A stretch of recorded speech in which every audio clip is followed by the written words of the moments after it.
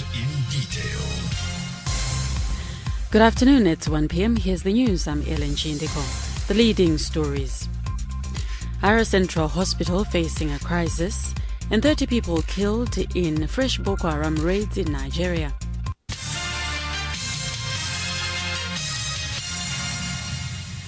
Harare Central Hospital is not offering critical services such as computerized tomography, CT scans, ultrasound scans, and some medical tests due to lack of essential ingredients and broken down equipment. Health and Childcare Minister Dr. David Parenyatwa admitted that the situation at the major hospitals is dire, but was quick to mention that government was making urgent interventions to improve the health sector. The Zimbabwe National Army Commander Lieutenant General Philip Valerio Sibanda has commended the executive interaction initiative for the job it is doing in enhancing army programs.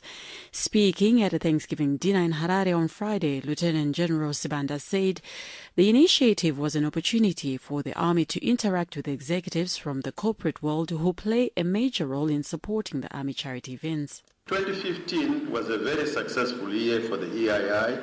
We had a very good outing at Nyanga, which was characterized by more improvements in the organization and management of the events, improved sponsorship, and by the quality and high profile of the participants. EII seeks to achieve, as articulated in the main EII objective, which is, and I quote, to foster long-term understanding and cooperation between the Army and the business community in general and the Chief Executive Officers in particular. To this end, the EII seeks to create synergies between the military and the business community in order to complement each other's efforts for the development of our country, unquote.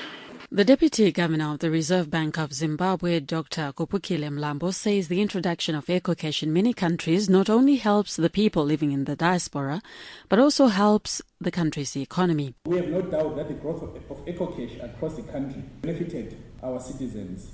Our vision, therefore, is to see our companies like Econet, like Itoro, harness the technology that we have at our disposal and the expertise that Zimbabwe has.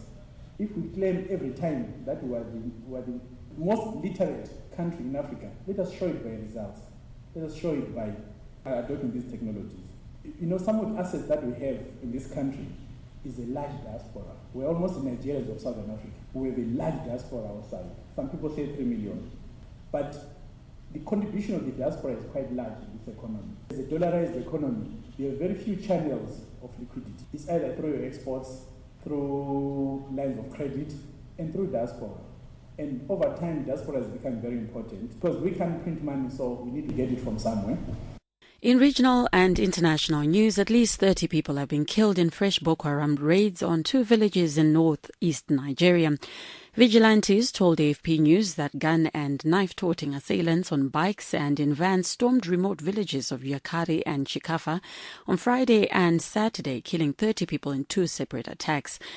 Dozens of people have been killed in Boko Haram attacks in recent weeks near Maiduguri capital in the northeast of Borno State, despite Buhari's statements.